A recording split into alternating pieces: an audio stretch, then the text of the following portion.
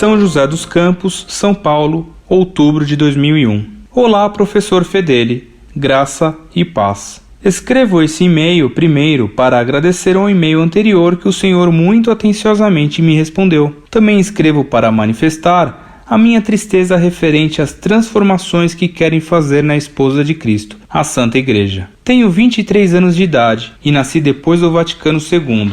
Então, não participei das missas em latim, onde além de profundo respeito pelas coisas sagradas, tinha-se amor à verdadeira Igreja, a católica. Como eu não participei dessa época e como sempre vou à igreja, eu não tinha percebido como é que está tão desprezada a coisa santa. Mas ao ler os vários artigos de seu site, foi como que um estalo despertei para tudo isso e minha alma se encheu de tão grande angústia e tristeza que me deu até vontade de chorar. Como podem fazer isso com a Santa Igreja? Como pode ser tudo tão relativo? Tanto faz. Tirem o sagrado. Valorizemos o humano, o pobre. Viva o pobre. Adoremos o pobre. Revolução. Para que imagens? Nossos irmãos protestantes irão se ofender. Ecumenismo? Esconda tudo em nome do ecumenismo. Viva o ecumenismo. E enquanto se aproxima do pobre, e enquanto se aproxima no falso ecumenismo de macumbeiros, budas e tudo quanto é igrejinha por aí, se afasta de Deus. O único consolo diante desse quadro de escuridão e terror que atravessa a igreja é o que disse Cristo, que as portas do inferno não prevalecerão contra ela. Com o coração partido e mergulhado em imensa tristeza, despeço-me. Por fim,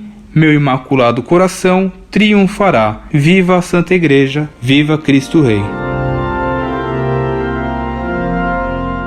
Muito prezado, salve Maria. Sua tristeza é a de inúmeros católicos que veem hoje tanta confusão e tanta contradição. Fala-se em ecumenismo com os hereges, enquanto as ovelhas são abandonadas e algumas escorraçadas. Falam em paz e só se incitam guerrilhas e guerras, além da luta de classes, que é uma forma de guerra. Fala-se em atender os pobres e praticamente desaparecem os colégios católicos para as crianças. Os que existem têm professores e professoras leigas, muitas vezes sem fé. Conheço o caso de uma universidade católica em que havia professores de religião, de teologia, que se declaravam ateus na aula. Recentemente, encontrei um comentário de um historiador insuspeito, porque simpático ao modernismo, Jean Rivière, sobre um dos principais modernistas, o padre Alfred Loisy, excomungado por São Pio X, comentário que esclarece de algum modo certos fatos do século XX. Escreveu Rivière, era um esforço bastante difuso, o dos hereges modernistas, e entretanto muito menos quimérico e cego do que pode parecer agora a observadores superficiais, porque ele foi vencido. Foi vencido? Para suavizar a doutrina do rigor do absolutismo romano e do rigor do dogmatismo teológico. Ele não tinha mais a necessidade de opor uma doutrina a uma doutrina assim, como a de fundar uma nova igreja em face da igreja antiga. A igreja existente era como seu ponto de partida e o objeto de sua ação. Ele não tendia a fazer com que ela aceitasse um símbolo novo ou que ela repudiasse sua organização secular, mas ele queria induzi-la a relaxar sua atitude intransigente, a deixar discutir os problemas que atualmente se punham, a procurar de boa fé a solução para eles com o concurso das inteligências e das vontades que estavam a seu serviço. Encarado desse ponto de vista, que é o da realidade, o modernismo não era absolutamente uma utopia e não era de modo algum uma conspiração.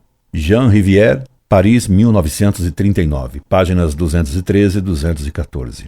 Ora, ainda que Rivière afirme que Loisy e o modernismo não pretendiam fundar uma nova igreja, que seu projeto não era utópico e que ele foi vencido nos últimos anos, quando assistimos à suavização do poder papal e à suavização da intransigência do dogmatismo católico, hoje o que assistimos é a gestão de uma nova igreja, como dizem vários teólogos progressistas, um deles o famigerado ex-Frei Boff. E quando se vê em certas missas mescladas com ritos de macumba, ou de dançarinas ou dançarinos, cantando e dançando Aquarela do Brasil, durante a renovação do sacrifício do Calvário, constatamos que o projeto modernista parece ter triunfado e que, de fato, se fundou uma nova igreja, como muitos o afirmam, o que é trágico. Entretanto, Nunca podemos esquecer que nosso Senhor profetizou e prometeu que as portas do inferno não prevalecerão, non prevalebunt, sobre a igreja de Pedro, que é infalível e inabalável.